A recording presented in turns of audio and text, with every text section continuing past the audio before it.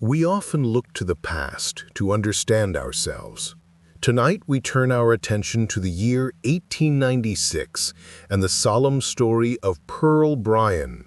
It's a case that reminds us that behind historical records are real people whose lives were irrevocably changed by the events that transpired. This is their story, as best as it can be told. The late Gilded Age in America was a time of stark contrasts.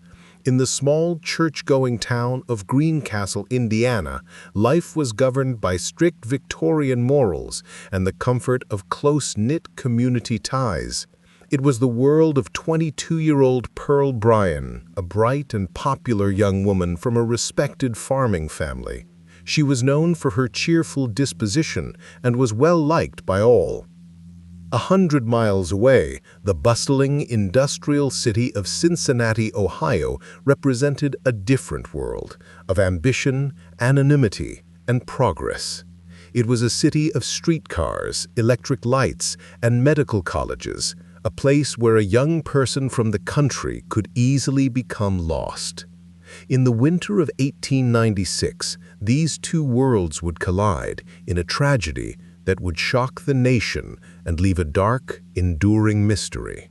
The connection between Greencastle and Cincinnati was a young man named Scott Jackson. He was a charismatic and handsome student at the Ohio College of Dental Surgery, and during visits to Greencastle, he had become acquainted with Pearl Bryan. A secret romance blossomed between them, a relationship that ultimately resulted in Pearl becoming pregnant. In the rigid society of the 1980s, an out-of-wedlock pregnancy was a devastating social catastrophe for a young woman and her family. Faced with this crisis, Pearl confided in Jackson, placing her trust in him to find a solution. Jackson, concerned with protecting his own reputation and finishing his studies, promised he would help her. He told her to come to Cincinnati, where he would arrange for a medical procedure, an illegal and dangerous abortion that would resolve their secret problem. In late January 1896, Pearl Bryan told her family that she was going to visit a friend in Indianapolis. It was a lie, born of desperation. Packing a small suitcase, she instead boarded a train for Cincinnati. Her journey was filled with apprehension, but also with a profound trust in the man she was meeting. She was a young woman from a sheltered background, navigating a situation she could not share with anyone. Her reputation, her future, and her life were now entirely in the hands of Scott Jackson. As she traveled from the familiar fields of rural Indiana to the grimy, sprawling metropolis on the Ohio River, she could not have known that she was heading not toward a solution, but toward an accomplice, a betrayal, and a fate of unimaginable horror. Upon her arrival in Cincinnati, Pearl's situation quickly deteriorated. Scott Jackson met her, but the promised immediate medical help did not materialize. Instead of being taken to a doctor, she was moved between several locations over the course of a few days. Jackson enlisted the help of his friend and fellow dental student, Alonzo Walling. Together, they took Pearl to a saloon and then to a boarding house. It became clear that Jackson had no professional physician lined up. The evidence suggests that Jackson himself attempted to perform the abortion, but it was unsuccessful. Pearl was now in a precarious and increasingly dangerous position. She was unwell, far from home, and entirely dependent on two men whose primary goal was not her well-being, but the concealment of the secret she carried. On the night of January 31st, Scott Jackson and Alonzo Walling decided on a final, horrific course of action. They hired a horse and carriage from a livery stable near the dental college. With Pearl, who was likely weak and possibly drugged with cocaine which Jackson had acquired, they drove out of the city, crossing the bridge over the frozen Ohio River into the cold, desolate farmland of Fort Thomas, Kentucky. In a secluded spot, far from any witnesses, they brought the carriage to a halt. There, in the freezing darkness, they committed a crime of appalling brutality. To ensure she could never be identified, Scott Jackson, using the skills he had learned as a dental student, decapitated Pearl Bryan. They left her body in the field and returned to Cincinnati, carrying her head with them in a valise. The following morning, on February 1st, a farm worker named John Hewling was walking across a field on the property of a local farmer, Alexander Locke. There, lying near a leafless tree, he made a gruesome discovery: the body of a young woman. She was impeccably dressed in fine clothes, but she was missing her head. The local authorities were summoned, and a wave of shock and horror spread through the quiet Kentucky community. The scene offered few clues. There were no signs of a struggle, and the ground was frozen, preserving little evidence. The immediate and overwhelming challenge for the police was to identify the victim. Without her head, she was a complete mystery, a nameless victim of a crime that was as baffling as it was savage. The investigation began with the only distinctive evidence available: the victim's clothing and, most importantly, her shoes. The shoes were of a particularly fine quality, with a distinctive, double-stitched patent leather design.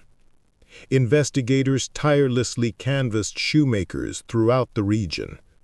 The breakthrough came when the shoes were traced to a manufacturer in Ohio, who identified them as a custom style sold to a specific cobbler in Greencastle, Indiana. When the Greencastle shoemaker was shown the shoes, he recognized his work and recalled selling them to one person, Pearl Bryan. The victim finally had a name. Her family, who had been anxiously waiting for news, confirmed she was missing. The search for her killer now had a clear starting point: the man she had gone to Cincinnati to see. With Pearl's identity confirmed, the investigation swiftly moved to Cincinnati and focused on Scott Jackson. Detectives found him at his boarding house. In his room, they discovered Pearl Bryan's suitcase, still packed with her belongings. They also found clothing belonging to both Jackson and his roommate, Alonzo Walling, that was stained with blood. The two men were immediately arrested. Initially, both denied everything, but under intense questioning, their stories began to crumble. They started to blame one another. Walling claimed he had merely helped Jackson hire the carriage, while Jackson alleged that Walling was the main perpetrator. The evidence, however, implicated both of them in a conspiracy that had ended in a cold-blooded and calculated murder. The trial of Scott Jackson and Alonzo Walling, held separately in Newport, Kentucky, became a national media sensation. The courtroom was packed daily with reporters and morbidly curious spectators. The prosecution laid out a damning case built on circumstantial but overwhelming evidence. The blood-stained clothes, Pearl's possessions in their room, the testimony of the livery stable owner, and the timeline of events.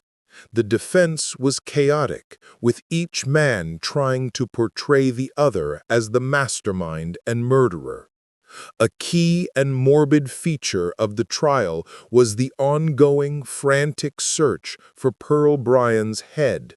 Police, volunteers, and even psychics searched wells, sinkholes, and the Ohio River, but it was never found. The public was gripped by this grisly detail, which only added to the infamy of the crime. The juries in both trials took little time to reach their verdicts. Both Scott Jackson and Alonzo Walling were found guilty of murder and sentenced to hang. In the months leading up to their execution, they were pressured relentlessly to reveal the location of Pearl's head, but both men refused. They walked to the gallows on March 20th, 1897, taking their final secret with them. The execution was carried out just yards from the courthouse where they were convicted. The murder of Pearl Bryan left a lasting scar. It became a piece of dark American folklore, the subject of cautionary tales and mournful folk ballads. The mystery of her missing head transformed a tragic crime into an enduring legend, a haunting reminder of a young woman's trust betrayed and a life cut brutally short. Thank you for spending this time with us.